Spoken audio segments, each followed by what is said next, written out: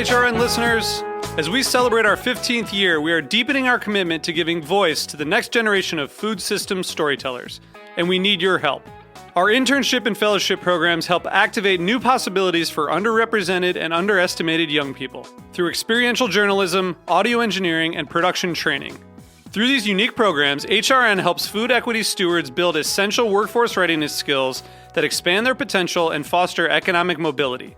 Please consider supporting these critical programs. And with a minimum donation, you can be entered to win a dinner for two at an amazing restaurant in one of 8 cities and tickets to a concert at a great venue in one of those cities.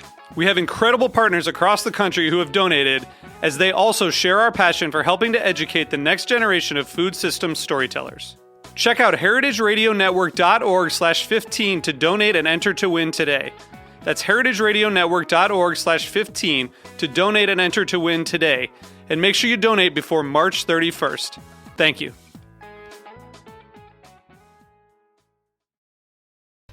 Today's episode of The Farm Report has been brought to you by the Barter House. When you open the bottle and you drink the wine, it speaks for itself. Is it, a wine that's made for food? Yes. Those types of wines tend to be more rustic or have a little bit more body. Are there wines that are just pure out hedonistic pleasure? Sure, there's wines like that maybe from California that are more cocktail wines, or wines that are just big jammy fruit bombs. And those, I think, appeal to a certain group of people as well. I think the wines that Barter House specializes in is more of these food-friendly, rustic style, biodynamic, organic wines that tend to be a bit more earthy, come from someplace. So you can almost taste the terroir. You can almost feel this Sancerre was grown in this slaty, rocky soil. And so to me, that's the exciting part, that the wine feels like it comes from someplace.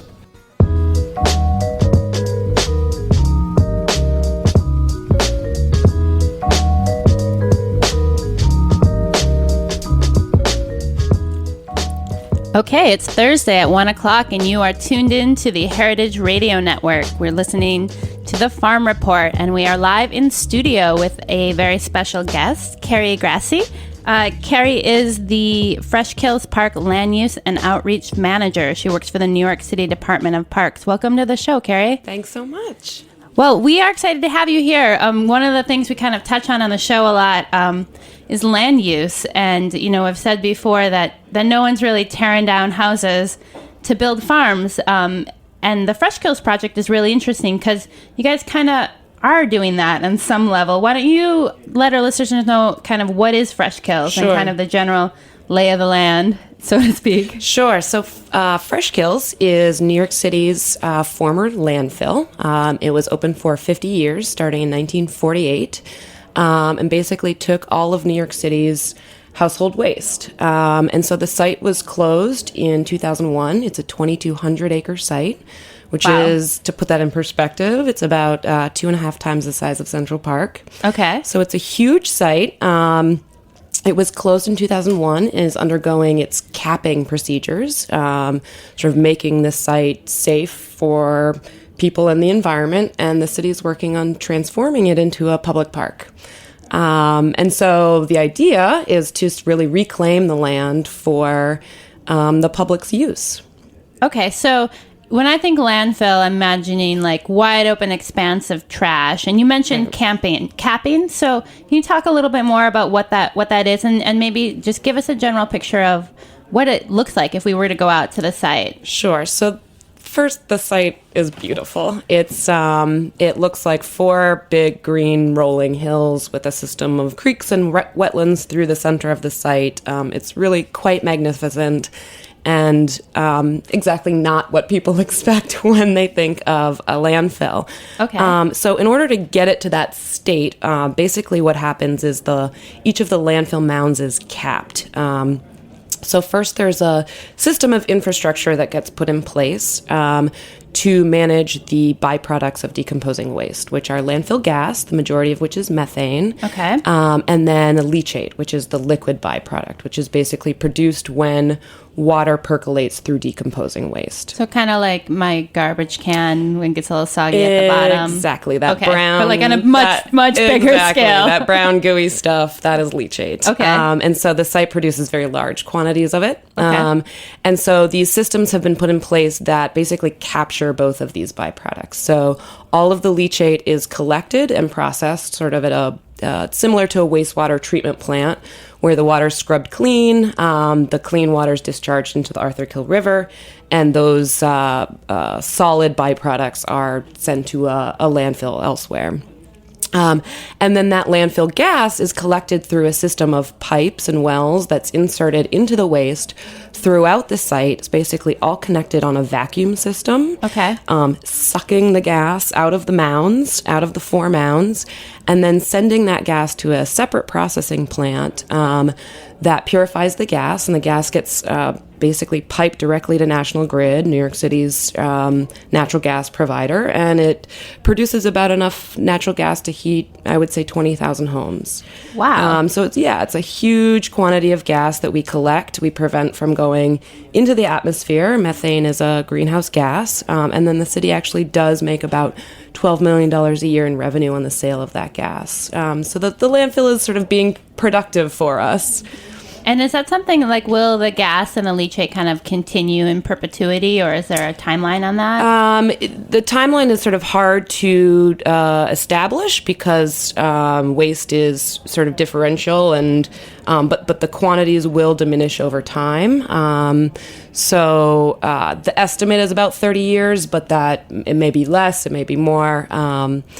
It's hard to say because of the differential quality of waste, not only sort of particular waste products, but the differential quality between waste 40 years ago and waste now. Okay, so we're not kind of throwing away the same things in the same way. Right. And that There's changes. a lot sort of less organic matter, I would say, more plastics that are being thrown away now that were in 1950. Okay. And so just to finish the capping procedure, so once all of that infrastructure is in place, what happens is the mounds are basically sculpted with layers of dirt, of soil, to produce shapes that will prevent erosion, so there's not slope slippage, and then there's a sort of a geotextile fabric that goes on top of that. Sounds very layer. fancy. It's very technical. That is called a gas migration layer. So any of that gas that rises to the surface, it helps it sort of move laterally to find one of the wellheads and get vacuumed into that system. On top of that goes the actual geomembrane. It's an impermeable layer. It's the actual physical layer between the waste below and the environment above. Okay. So what that layer does is prevents any water from percolating through. So you're stopping the water. You're trying to cut off leachate production. Okay. And you're preventing any of the gas from escaping from the site. On top of that goes another geotextile, another fancy fabric that helps with water drainage off the mounds. And so all of the water is managed at the site. All of the stormwater has stormwater retention basins, so we're not sort of flooding the communities around the landfill. And then on top of that goes 2 feet of very clean soil, and then 6 inches of planting soil, and then the site is required to be planted as part of landfill capping to prevent erosion and to promote slope stabilization. So that is why the site looks so beautiful already. When the Parks Department hasn't come in yet and done any construction, the site is already green and lush and beautiful. And just to get a sense of perspective, how much of the site are mounds and how much is like other space? So we refer to the site as sort of being there are areas that are on mound and areas that are off mound. Okay. So I would say the mound areas are about 45% of that 2,200 acres. The rest are off mound flat areas. Some are vegetated already, and then some are paved already because of landfill operations, so where sanitation has their trailers and their offices and their facilities. And then the site, again, is also comprised of these creeks and wetlands that run through the center of the site. The entire site before it was landfilled was basically all low-lying marshland, wetlands, very soggy land that the city was trying to, at the time, sort of It was a Robert Moses project. Reclaim the site for productive use was the line. To sort of, the original idea actually was to fill the site for 3 years, create solid ground, and then build housing on one side of the highway and an industrial zone on the other side. Okay. But it became such a great site for landfilling, so it just continued and continued. The timeline kept getting extended and extended until 50 years later, it was the largest landfill in the world. Wow. So I'm sure that the folks in Staten Island are really excited about this parks process. Absolutely. Absolutely. No one's mourning the loss of the landfill. So is this kind of a normal thing? I mean, obviously there's trash across the country and the world, and we're having to deal with it. I mean, is there much of a precedence for turning a landfill into a park? Or there is, not on this scale. This is definitely the largest in the country, and we think it's the largest landfill to park transformation in the world, though there are landfill to park transformations all over the world that have happened. And so, but being New York City, we have to do it bigger, the biggest and the best. Well, speaking of that, I mean, you guys brought in a pretty fancy pants design firm, and people, just people who are listening in, you can go to the park's website. Do you have the website? Sure. It's nyc.gov/parks/FreshKills Park. And there's access to the full draft master plan. That's right. Which has pictures of all the kind of permeable geotechnic fabric layers that Carrie was referring to, in addition to kind of a really broad outline. But it's kind of fascinating. How did this project really get started? How did you end up with such a kind of a boutique design firm, the same design firm that did the High Line, right? Yeah, actually, the firm, James Corner Field Operations, was awarded the FreshKills project first, and that's actually, I think, part of the reason they got the High Line project. But because FreshKills is such a long-term project, the High Line we're actually seeing the results of in advance of FreshKills. But back in, I think it was 1999, the Municipal Art Society, which is a sort of a good government, good planning nonprofit here in the city, basically approached the city and said, you can't waste this opportunity. This site's about to close. The city will never have this much land come available. And so we've got to do something about it. And the city really sort of took charge of that idea, and so held an international design competition in 2001. Field Operations won that competition. They were a very small firm at the time, and they've grown exponentially.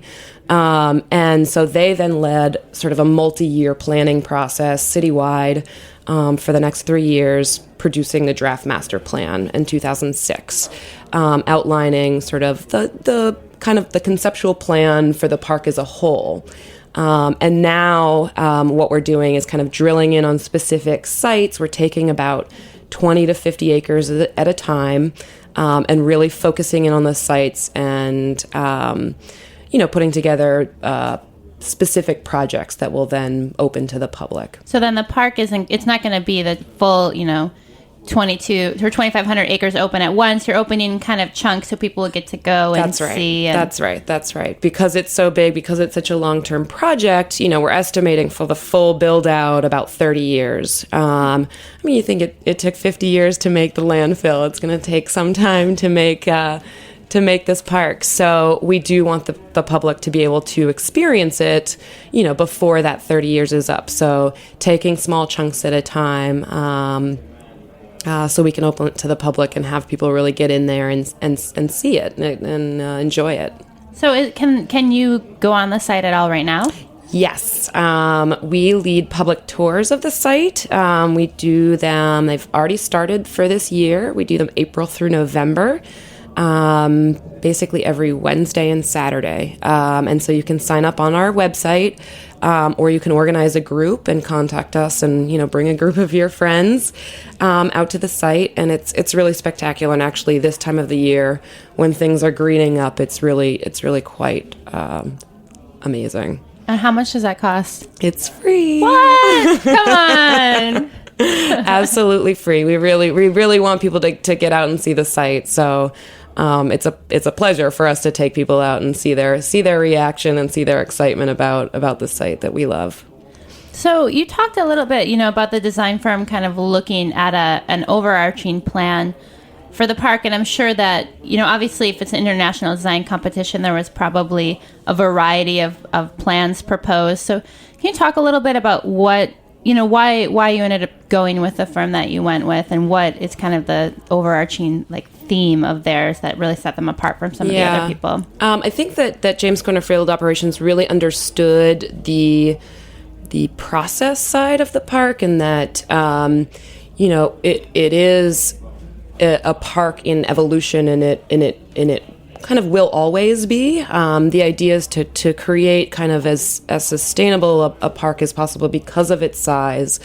We want the plants and the animals to kind of come back, and so it's not going to be kind of an ornamental, we'll plant everything and this is its stasis. It's really about kind of the evolutionary nature of kind of Mother Nature taking over. So you put these little sort of starters in and let Mother Nature kind of take over. So bringing back some native plants to the site, planting kind of a few trees, letting the birds and the bees kind of take over, and really help us populate the rest of the 2,200 acres. I think that has been one of the interesting things in kind of reading a little bit about the park is this, historically the marshlands were really looked at as this kind of, wasted space, right, and this thing to, fill in and build over. And I think as time has gone by, we've really learned about the importance of those ecosystems. Definitely. And how they contribute to, the land around us.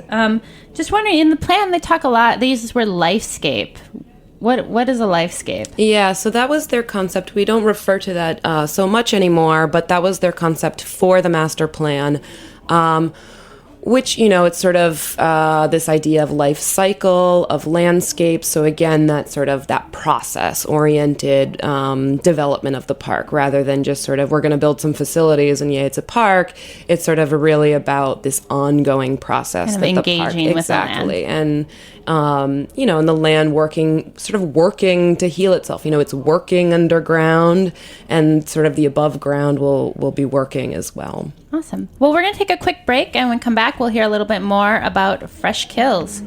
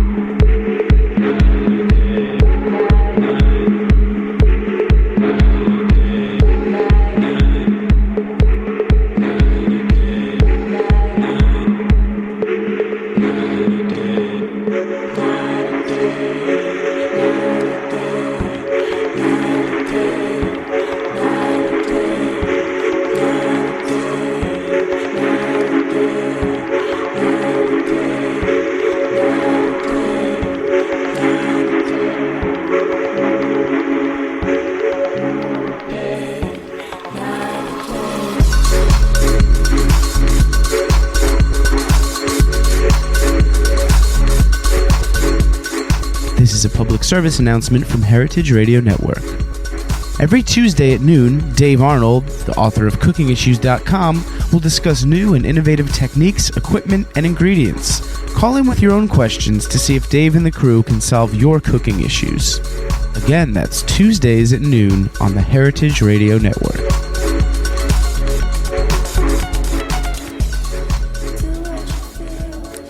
Okay, we're back. You're tuned into the Farm Report. We are live in studio with Carrie Grassi of FreshKills Park talking about conversion of landfills to parks. New York City, and the world's largest landfill for quite some time, being transformed into a park 2.5 times the size of Central Park. So that's exciting. Before the show, before the break, we were talking. a little bit about this idea of lightscape and regenerating the park. And I'm sure you get this question a lot, but, what are the safety concerns? I mean, is it okay to, be on the mounds? Sure. How are you testing and regulating and all that stuff? Yeah, we get that question a lot. And it's, a very important one. So the site is basically regulated by the state. It's regulated by the State Department of Environmental Conservation under their solid waste division. And so all of this process that I spoke of earlier about capping the landfill and putting the infrastructure in place is all about keeping the site safe. So creating this physical barrier between you and the waste and then basically collecting all of the byproducts. In addition, the Department of Sanitation, which are our partners on this project, they are required by law to monitor and maintain all of this infrastructure. So they do regular reports to the state on, air quality, on water quality, sediment, looking at various levels of contaminants to make sure that they are below the determined thresholds for health and human safety. So, we're looking at the site very closely, constantly for all of these concerns. But, people, again, and we sort of spoke about at the beginning, this idea that people have of landfills, of being sort of these trashy places, which they are and they were. As they're capped and as they're closed, you can really sort of do a lot and bring humans and bring animals back to the site in a very productive way. So I think it's one of the most exciting aspects of the project for me to really think about is this, FreshKills really as a model for cities and municipalities across the country to not just think of these areas as kind of wasted land, especially, an area as dense as New York City, exactly. Kind of unfathomable to have access all of a sudden to, over 2,000 acres of open space. And, every place has a landfill. Unfortunately, we haven't solved the garbage problem. We still make a lot of garbage and it's got to go somewhere. And so, cities, towns, municipalities all over the world have landfills, and so we actually do get visitors from all over the country and all over the world coming to New York to see what we're doing here, to see what lessons they can learn from us, and we're happy to learn lessons from them as well. So I really think what we're doing here in New York can and will become a model for other landfills all over the world. Like we're always a model. I mean, not to toot our own horn. Not to toot our own horns, but... well, let's talk a little bit maybe about the limits of the site. I'm assuming, these mounds, I'm not going to put a house on top of the mound or a giant building. I mean, are there some kind of, what's the structural capacity? Right. So the mounds are, mounds of garbage. So it's not stable ground that you can sort of build a large foundation on top of. And again, there's all of this sort of very sensitive landfill infrastructure that's there that we want to keep safe and functioning.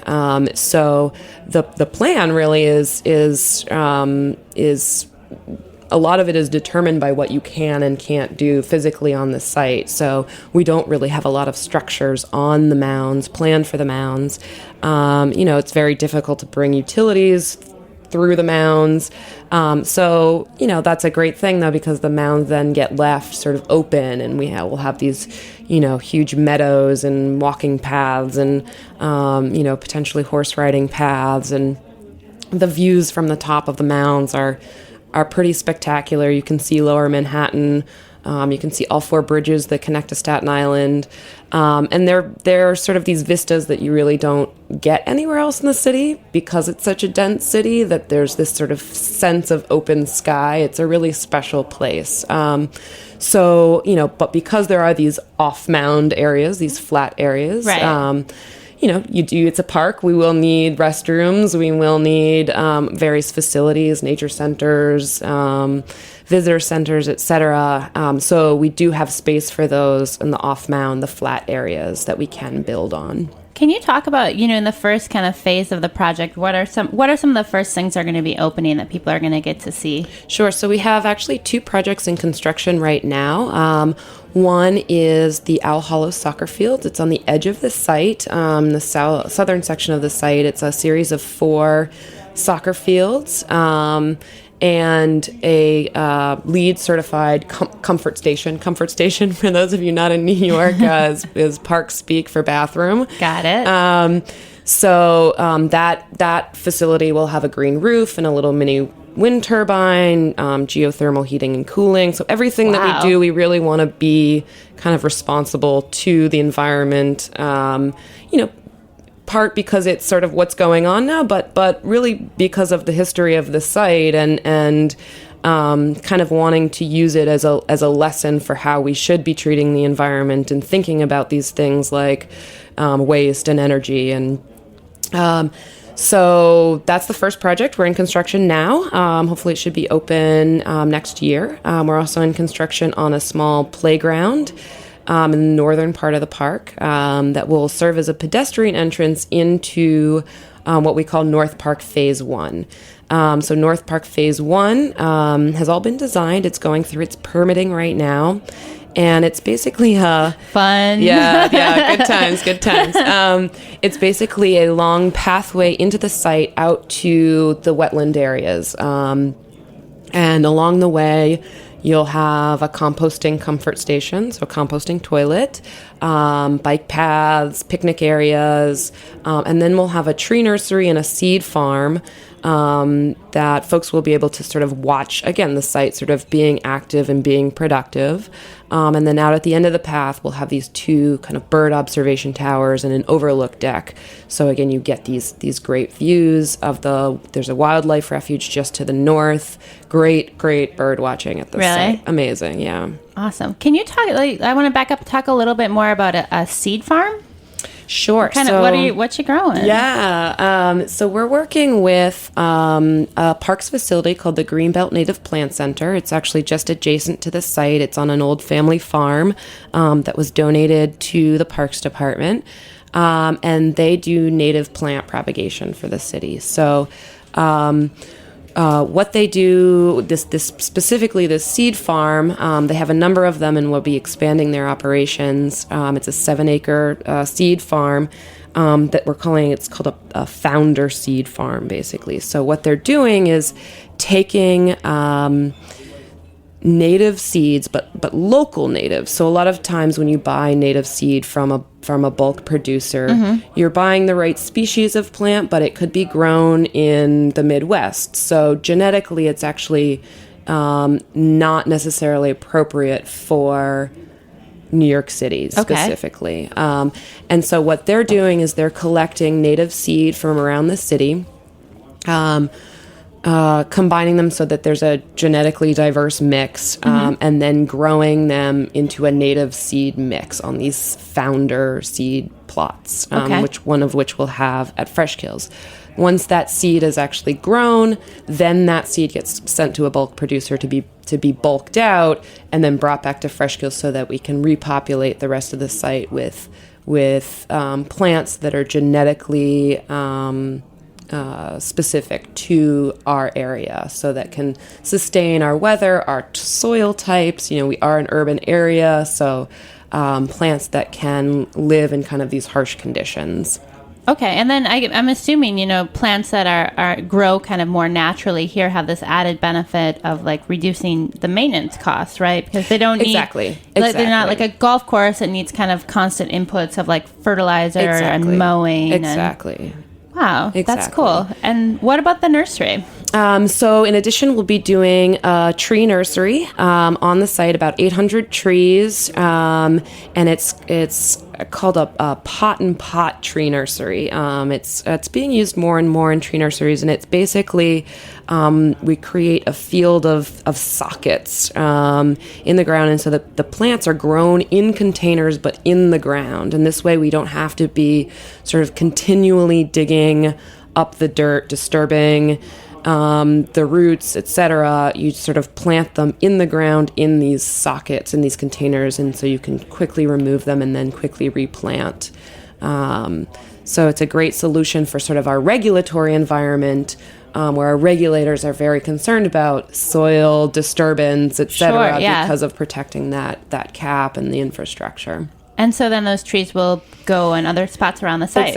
Exactly. Very closed circle. I Yes. like it. I like it a lot. So how can people get involved if they are curious and you said things are going to be kind of phased out and there's this planning process, and if people are interested in kind of spending some time at the park or having some influence on that development process, what are ways for them to show their support? Get in touch. I mean, I think, coming out to this site and really experiencing it, I can talk till I'm blue in the face about it, but it's really just by going there that you really see the potential, and I guarantee you will get excited about the site.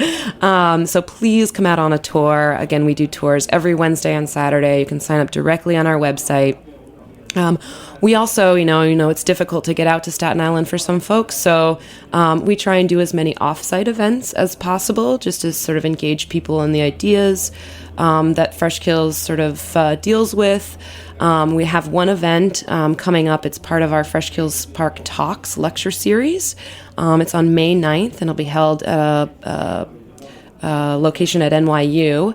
And it's actually, we're working with NYU on an oral history project. So, people on Staten Island have lived with this landfill for many years, and people have many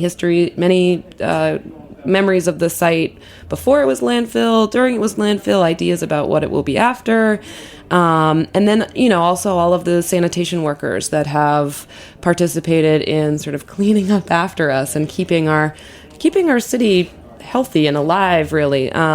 So this oral history project is focused on that, and the students working on that project will be doing basically a presentation. So on May 9th at NYU, and again, the information's all on our website. It's www.nyc.gov/parks/FreshKills Awesome. I highly recommend checking out the website, checking out the plan. Such an exciting project. Carrie, thank you so much for coming into the studio today. Thank you so much for having me. This was fantastic. It's great to have you. And then tune in next week, 1 o'clock. We have Fred Madoff back on the show talking about food from the global perspective. We'll see you then.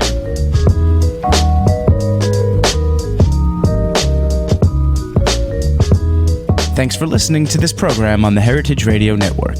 You can find all of our archived programs on heritageradionetwork.com, as well as a schedule of upcoming live shows. You can also podcast all of our programs on iTunes by searching Heritage Radio Network in the iTunes Store. You can find us on Facebook and follow us on Twitter for up-to-date news and information. Thanks for listening.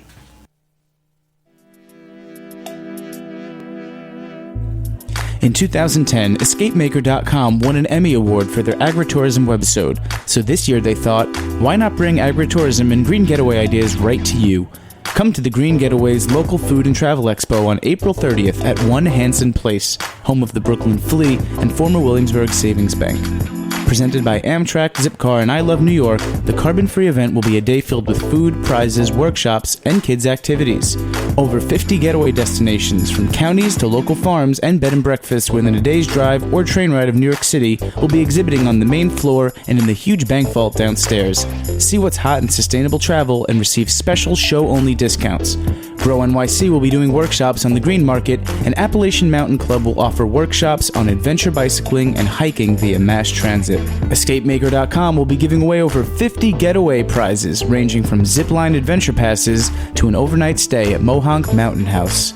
Travel greener, eat local. Come to the expo on April 30th. Get your tickets now at www.escapemaker.com.